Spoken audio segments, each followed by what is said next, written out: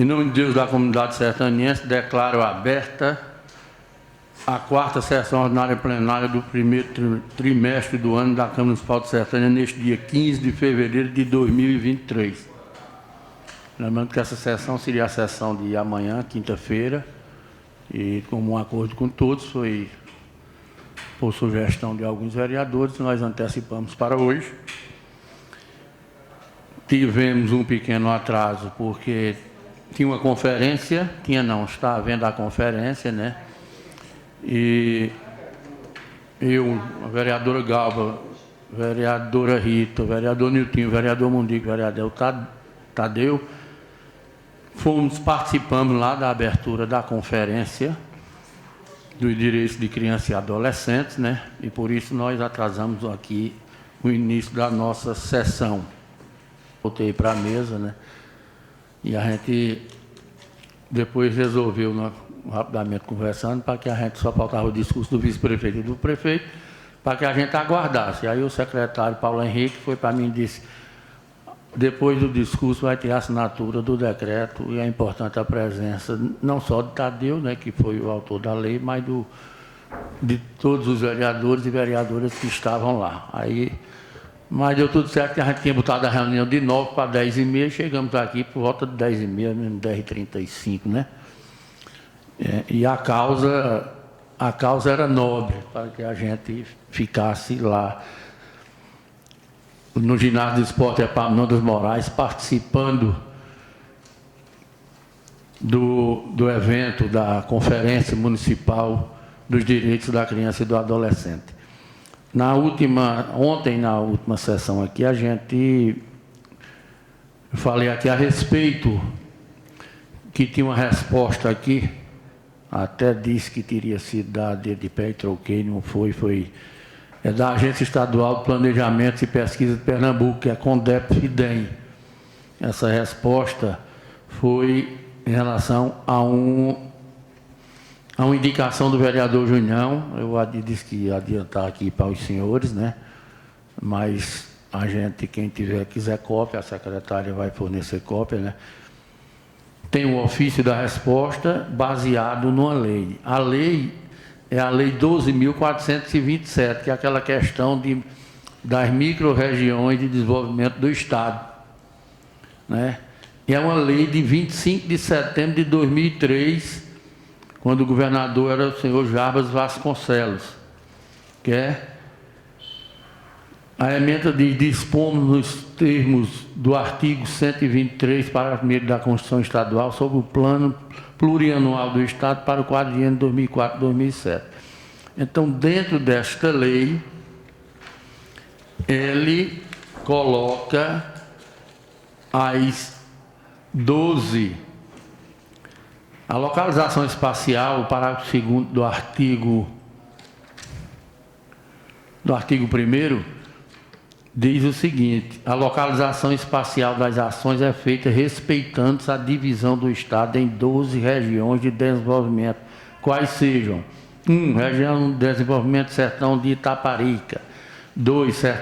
Região de Desenvolvimento Sertão do São Francisco.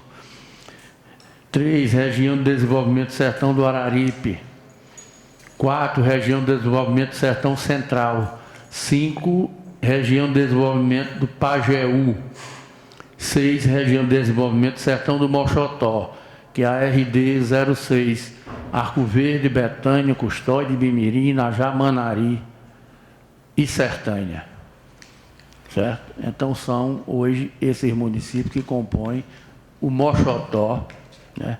O sertão do Moxotó do nosso estado. Por isso, quando se debate aquela questão de polo do Moxotó, eu me refiro sempre a esta lei e a este ofício que veio aqui, e eu acertei o ano mesmo, que foi em 2019, foi um ofício que veio, uma cópia do ofício que Sheila Pinkovski, que era a diretora-presidente do CONDEP-FIDEM, encaminhou para o secretário de Planejamento da época, era Alexandre Rebelo Távora, que era respondendo à questão da indicação da Câmara Municipal de Sertânia, certo? E nisso aqui diz sobre a questão de regiões, das cidades polos em cada região, certo? Aqui é para conhecimento dos senhores que desejam, tem até um mapa, certo? Para que a gente veja que a cidade de Sertânia faz parte do Moxotó e Arco Verde é a cidade polo do Moxotó.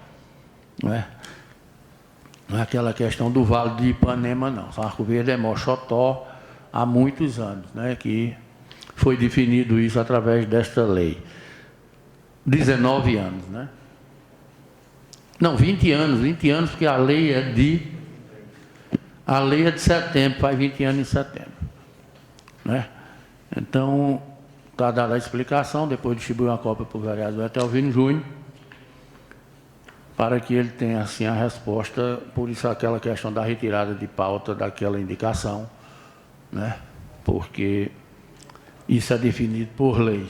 E tem toda uma coisa de ser cidade polo, né? As cidades têm que convergir para ela, né? Arco Verde se tornou, porque muitas e muitas cidades dessa região, não só do Moxotó, mas de outras, é um polo médico, e assim foi que ele se desenvolvendo mais. Teve faculdades e tal. Sertânia começando a ter faculdade, mas mesmo assim, Arco Verde está mais adiantado nisso aí, a gente... O importante é que a gente desenvolva Sertânia como tem sido feito, né? A gente sabe que a gente e o vereador Tadeu já temos uma luta, temos até conquistado coisa na Universidade de Pernambuco, né? Para melhorar o polo UAB e Sertânia. Trabalho feito inicialmente pelos professores, através da Universidade Federal, e que hoje existe o NEMIP em Sertânia, com apoio todo da Prefeitura de Sertânia. Então, eu acho que a maneira que a gente tem de procurar o desenvolvimento para a Sertânia é ir buscar.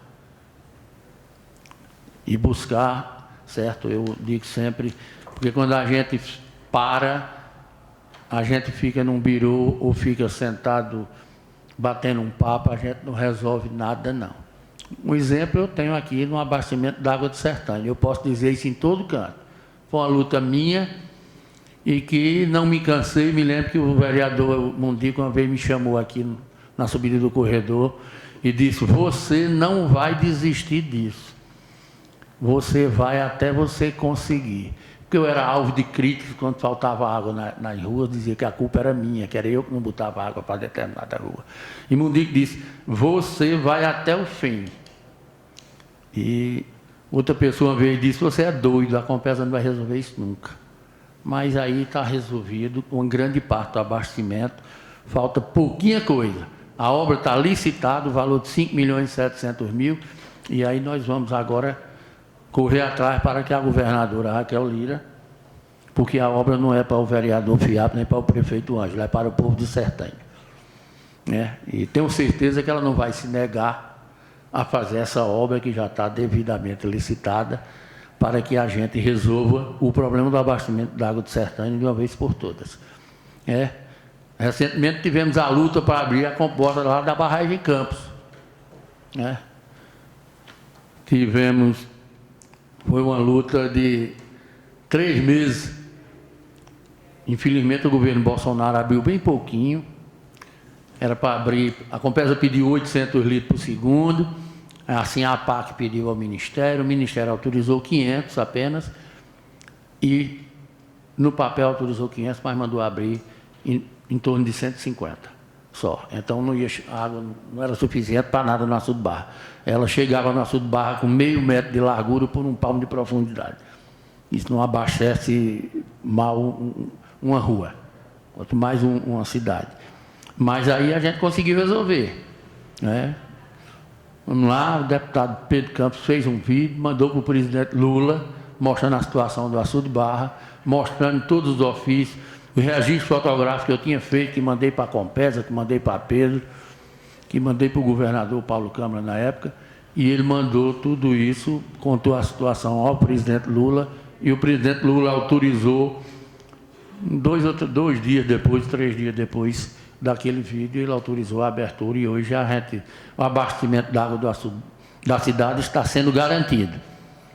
Precisa mais um tempo, porque na quarta-feira quarta ou quinta da semana passada, o açude tinha apenas ainda 21% de sua capacidade. Então vai levar um tempo para ele completar, porque hoje sai mais água. Hoje sai mais água, a adutora é melhor, funciona 24 horas por dia tirando água do açude, né?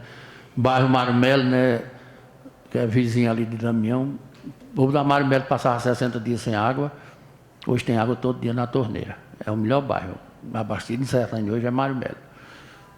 Teve uns problemas, está voltando a normalizar agora, porque o açude não tinha água, né? Sim, ainda tem, mas aquele cano é o que leva lá para cima. Mas ele tem um descendo, que foi feita inclusive uma intervenção lá perto da antiga Tucaia, que rasgou o asfalto para colocar uma ligação de um tubo de 250 que desce para direção à cerâmica, Vila da Coab, para um tubo de 150 que vai para a rede de 150 que vai distribuir para Marmelo. Então a água vai com mais pressão e então conseguiu botar água naqueles partes mais altos, do loteamento São Lucas e tudo isso. E esse a gente tem que dizer sempre. A gente tem que ficar agradecendo sempre a Paulo Câmara, que foi o melhor governador que esse estado teve aqui para a Sertânia, sem sombra de dúvida, com tudo que deixou. Não é? A gente encerra a presente sessão. Lembrando que na próxima quinta-feira, todos sabem o motivo, né? Nós, pós-carnaval, não haverá sessão, né? Pedir que fique registrado em ata, já foi discutido isso ontem, está certo? Foi colocado na ata de ontem, colocasse na ata de hoje também. Né? Um bom dia a todos, fiquemos com Deus.